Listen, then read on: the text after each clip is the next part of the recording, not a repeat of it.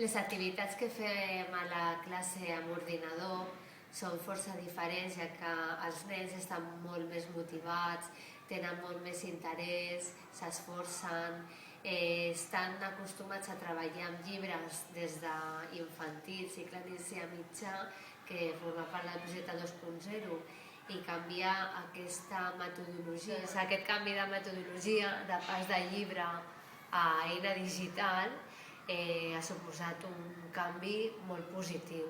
que s'adapta també al canvi social que estem vivint actualment. Doncs sí, es pot aprendre més. Sobretot el que sí que hem notat és que els nens amb la PDI i amb els ordinadors el que fan és una aplicació de tots els continguts més teòrics que es treballen a l'aula. Doncs amb aquestes activitats, al trobar-se amb la necessitat d'aplicar-los, doncs és el moment que fan aquesta d'aplicació tots aquests continguts previs que sembla que són teòrics, quan els expliques, doncs te n'adones que els estan fent servir de forma natural. Es troben amb la necessitat de recórrer a continguts apresos anteriorment de manera més teòrica. I jo el que m'he trobat amb la gran dificultat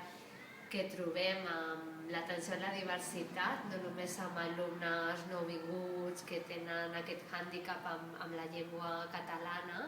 sinó també d'altres que tenen dificultats acadèmiques,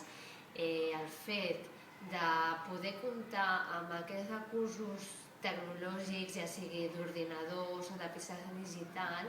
els nens aprenen d'una forma més natural, més espontània, s'esforcen molt més, i fins i tot per la mestra, que de vegades és difícil atendre a 4-5 nens amb dificultats diverses, doncs gràcies a que tenim ordinadors a l'aula i podem posar programes que ja estan preparats per a l'aprenentatge de llengües, de matemàtiques, etc. També és com tenir un recurs que facilita la feina al mestre, i els nens treballen amb les noves tecnologies d'una forma molt fàcil. I una altra cosa, la motivació, una altra cosa, també m'he trobat algun cas de nens que tenen dificultats o que els costa molt passar simplement a aprovar els exàmens, quan es fan treballs o projectes interdisciplinars amb altres companys, amb ordinadors, te n'adones que el nen té unes capacitats que tenia amagades i dius, però d'on ha tret tot aquest coneixement que fins i tot ningú l'ha explicat, i aquest nen que fent qualsevol activitat de buscar informació al llibre se sent com una mica inferior i que necessita ajuda, amb els ordinadors te n'adones que fins i tot ell pot ajudar els altres, i això dona molta seguretat. Ajuda a treballar la diversitat.